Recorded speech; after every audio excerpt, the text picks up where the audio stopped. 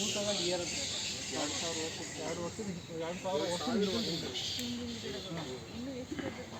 ಇನ್ನೂ ಲೈಫ್ ಐತೆ ಮೇಡಮ್. ಈಗ ಲಾಸ್ಟ್ ಇಯರ್ ಒಂದು ಮಳೆ ಗಾಳಿಗೆ ಅಲ್ಲಿ ಗಿಡ ಇದೆ ನೋಡಿ, ಅಲ್ಲಿ ಮತ್ತೆ ಈಗ ರೀಪ್ಲಾಂಟೇಶನ್ ಮಾಡಿದ್ದಾರೆ ಮೇಡಮ್.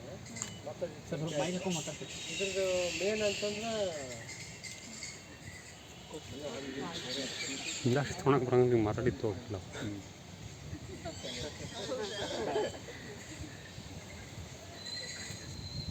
ಇವು ಸವಣೂರಿನ ದೊಡ್ಡ ಹುಣಸೆ ವೃಕ್ಷಗಳು. ಪ್ರಮುಖವಾಗಿ 3 ವೃಕ್ಷಗಳನ್ನು ನಾವು ಕಾಣ್ತಾ ಇದ್ದೀವಿ.